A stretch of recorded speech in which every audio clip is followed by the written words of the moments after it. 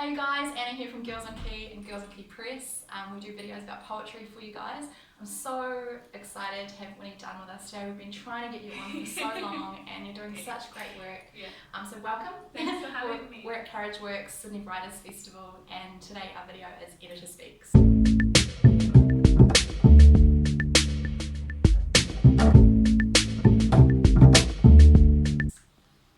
Hey guys, so today our video is Editor Speaks and we're with Winnie Dunn from Sweatshop, which is a Western Sydney initiative.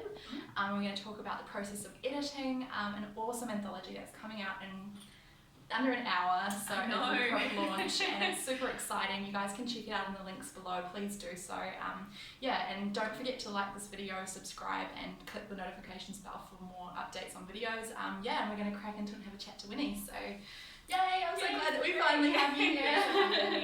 It's so cool. And so Editor Speaks, we were like talking about the editing process and we've just gone through this massive process with Sweatshop Women book.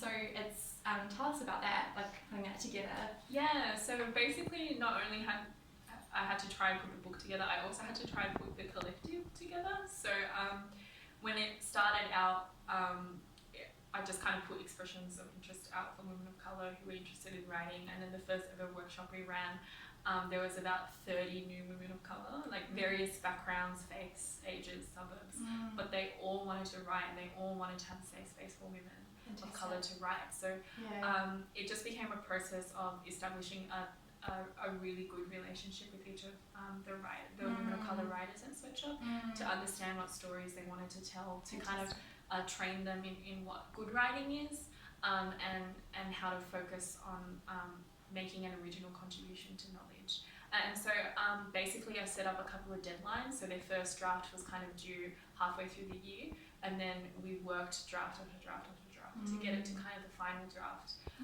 near the end of last year, and then it was just months of like putting the book together after that, and just kind of doing meticulous copy editing after that.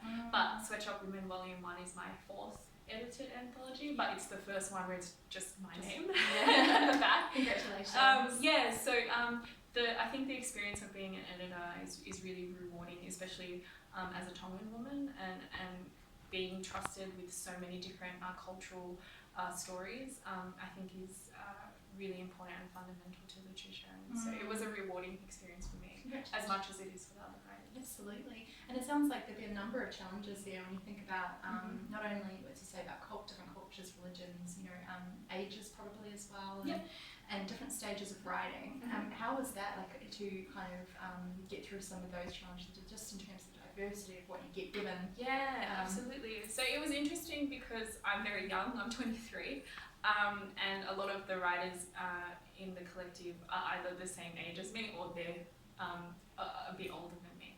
And so it was kind of not tricky, I would say, but it was I would say it would be like I had to understand that I was a young person and I was still learning, which is why the Sweatshop Women's Collective last year, when it ran once a month each workshop, we had a special guest facilitator come in every time. So it wasn't just me as a facilitator and an editor, it was also a very experienced woman of colour author or writer such as Rowana Gonzalez or Michelle Law or Michelle DeCretza, who came in to kind of help facilitate, because I was still learning as well. But I was lucky that a lot of women of colour just instinctively trusted me with their work, and so I think I was able to give them a lot of fresh and new perspectives and teach them something about writing that they had never heard before. And so that for me, like kind of navigating the age thing and the experience thing, it was a balancing act, but I think we did pull it through together. And that's just based on the trust between me and the writers. Yeah, and that relationship, because I'm an editor obviously as well, it goes on Key Press, and that relationship between the editor and the author is so important. And having people of colour to hold the space for each other is amazing, and what you guys have done is awesome. And do you think it's quite unique in the literary space to have that? Is it important? Why is it important to have that? Absolutely. I think it's definitely really important because a lot of people tend to write stories about us and for us, rather than just allowing us the space to tell our own stories in a very empowering and self-determined way. I mean, the example for me of somebody who does that is Chris Lilly, who's a white guy, puts on brown paint, and enacts really racist, sexist stereotypes about Tongan-Australians. And so having gone through that experience and continuously having to go through that experience as a young person of colour, it's definitely really important, I think, for Australian literature to be able to make spaces for people of colour to make self-determined decisions about their work and their writing. Absolutely. Yeah, and so I think, you know, that's definitely where a lot of the trust lies between me and my writers, is because even though we are all women of colour, we're also diverse, and we're still learning things even between each other, but there's that kind of sense of safety. Yeah, absolutely. And in terms of editing, like if someone's wanting to get into it, Yes. like how did you come to editing, and like what was your experience? I was asked this question a couple of months ago at an event, and I just didn't know what to say besides the fact that I got lucky, which is not a very great answer for somebody who's looking for to become an editor. But you're a writer first? So yeah. you're a writer first and then an editor? Yeah, so definitely what I will say is if you're looking to understand the craft of writing, definitely be a writer, and definitely be researching what writing is, researching what original contributions to knowledge are, reading really kind of amazing kind of pieces of literature that kind of everybody's talking about, and then find ones that people aren't really talking about, because there's so much that's missed, especially in terms of writing by people of colour and Indigenous people. A lot of their writing gets kind of missed or pushed to the side. Well, while we've got you on camera, do you want to recommend some for people?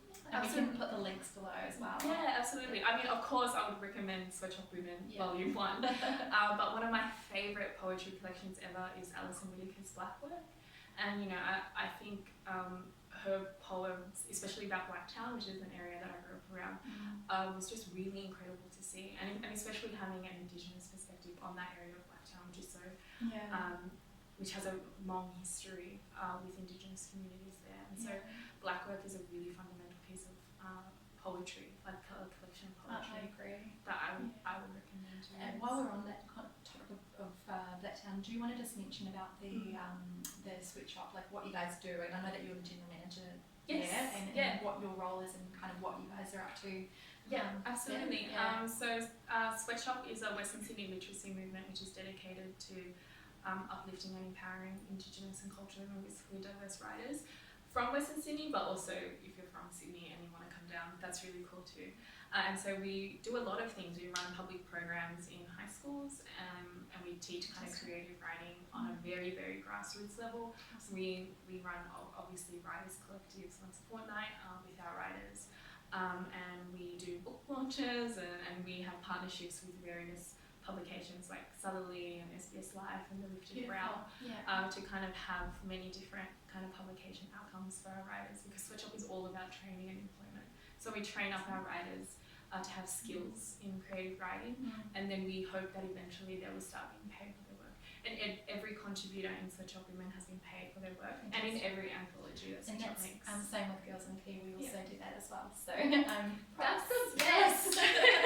So guys out there who are doing anything with writers, pay your writers. Absolutely. And I think that's really, really important. And also pay interns, because without Sweatshop's support, for me coming in as kind of, when I started off as an intern, I was paid, and during that time I was kind of on Centrelink in my final year of university, didn't have a job lined up. So to have that support and love from Sweatshop to say, yes, we want to train you up to become a manager, we're going to pay you, this is how we're going to do it. That's fantastic. It's just such a good model that I think everybody needs to.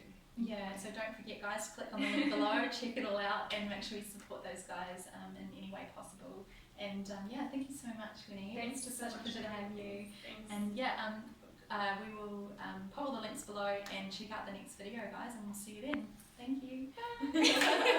My name's Winnie Dunn, and I'll be reading some poems from Sweatshop Women Volume 1. I'll be reading poems that are my own, but I hope that Sydney Allen will be okay with me reading her poem called The Best Little Brothel on Parramatta Road. Massage 508. Parramatta Road is outside my apartment. Coles delivery trucks tackle supercharged cars down towards Auburn, Flemington and Granville all day. On Saturday afternoon, I pull my newborn son from my breast and press the clip on my nursing tank. Outside the window, directly below, me and my milk-hungry son, is a sign stencilled on red brick. Massage 508. Open 10 a.m. to 10 p.m. I live on top of a brothel. Growing up black in America's South, I imagined brothels to be like the best little whorehouse in Texas, with busty Dolly Partons as madams.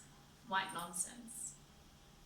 Now, here in Sydney, I know even a relaxing day spa could be a brothel, or at least there's a chance to pay an Asian masseuse $50 for a happy ending. Why are there so many along Parramatta Road? My first memory of poetry is actually my Griffith, my nana, who is actually the punake in my family. And punakes in Tongan means history keepers through poetry, dance, and song. And so my nana would sit me down and sing these hymns to me that she actually wrote on by herself, and she'd sing them to me entirely in Tongan. And at the time, I just thought they were kind of nursery rhymes, but she was actually writing me poetry, and from a very young age, I was surrounded by the language of my Griffith, which is the language of poetry. The weirdest response I ever got to my poems is that I couldn't write, which essentially saved me as a writer. When I read a very, very terrible poem about being a lizard, my mentor at the time was like, "You can't write, but I can teach you how to write if you're interested." And so that weird response was actually the best piece of advice I ever got. To me, poetry is the Indigenous history of Tonga.